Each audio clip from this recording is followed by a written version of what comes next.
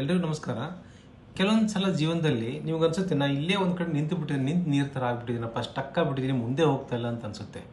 ಯಾಕಂದರೆ ನನಗೆ ಗೊತ್ತಿಲ್ಲ ನಾನು ಏನು ಮಾಡಬೇಕು ಅಂತ ನೀವು ಹೇಳ್ತೀರಾ. ಅದು ನಿಜ ಅಲ್ಲ. ನಿಮ್ಗೆ ಗೊತ್ತಿರುತ್ತೆ ಏನು ಮಾಡಬೇಕು ಅಂತ, ಆದರೆ ನೀವು ಮಾಡೋಕೆ ರೆಡಿ ಇಲ್ಲ. ಯಾಕಂದರೆ ಅದು ಕಷ್ಟ ಇರುತ್ತೆ. ಉದಾಹರಣೆಗೆ ನಾನು ಇಷ್ಟು ದಪ್ಪ ಆಗ್ತಾ ಇದ್ದೀನಪ್ಪ, ಏನು ಗೊತ್ತಾಗ್ತಾಯಿಲ್ಲ ಏನು ಮಾಡಬೇಕು ಅಂತ. ನಿಮ್ಗೆ ಗೊತ್ತಿದೆ ಏನು ಮಾಡಬೇಕು ಅಂತ. ನೀವು ಡಯಟ್ ಮಾಡಬೇಕು, ಎಕ್ಸಸೈಸ್ ಮಾಡಬೇಕು, ಮಾಡಿದ್ರೆ ಕಮ್ಮಿ ಆಗುತ್ತೆ ಅಂತ ನಿಮ್ಗೆ ಗೊತ್ತಿದೆ, ಆದರೆ ನೀವು ಮಾಡೋಕೆ ರೆಡಿ ಇಲ್ಲ. ಅದೇ ಥರ ನಿಮಗೆ ಪ್ರಮೋಷನ್ ಸಿಗ್ತಾಯಿಲ್ಲ, ಎಲ್ಲ ಕಲೀಗ್ಸ್ ಪ್ರಮೋಷನ್ ಸಿಗ್ತಾನೆ, ಏನು ಮಾಡಬೇಕು ಅಂತ ಅನ್ಕೊತಾ ಇದ್ದಾರೆ. ನಂಗೆ ಗೊತ್ತಾಗ್ತಾ ಇಲ್ಲ. ನಿಮ್ಗೆ ಗೊತ್ತಿದೆ ಆ ಪರ್ಟಿಕ್ಯುಲರ್ ಸ್ಕಿಲ್ ನೀವು ಅಕ್ವೈರ್ ಮಾಡ್ಕೋಬೇಕು, ಮೇ ಬಿ ಒಂದು ಕೋರ್ಸ್ ಮಾಡಬೇಕು. ಆ ಸ್ಕಿಲ್ ಅಕ್ವೈರ್ ಮಾಡಿದರೆ ನಿಮಗೂ ಪ್ರಮೋಷನ್ ಸಿಗುತ್ತೆ. ಆದರೆ ನಿಮ್ಗೆ ಅನಿಸುತ್ತೆ ನಾನು ಸ್ಟಕ್ ಆಗಿದ್ದೀನಿ, ನಂಗೆ ಗೊತ್ತಾಗ್ತಾ ಇರುತ್ತೆ. ನಿಮ್ಗೆ ಗೊತ್ತಿದೆ, ಆದರೆ ನೀವು ಮಾಡೋಕ್ಕೆ ರೆಡಿ ಇಲ್ಲ. ಅದೇ ಥರ ನೀವು ಫೈನಾನ್ಷಿಯಲಿ ನಿಮಗೆ ಲಿಟ್ರಸಿ ಬೇಕು ಅನ್ನೋದ್ರ ಬಗ್ಗೆ ಓದಬೇಕು. ಎಷ್ಟೊಂದು ವಿಷಯದಲ್ಲಿ ನಿಮ್ಗೆ ಏನು ಮಾಡಬೇಕಂತ ಗೊತ್ತಿರುತ್ತೆ, ಆದರೆ ಅದು ಕಷ್ಟ ಇದ್ದಿದ್ದ ಕಾರಣ ನೀವು ಮಾಡೋದಿಲ್ಲ.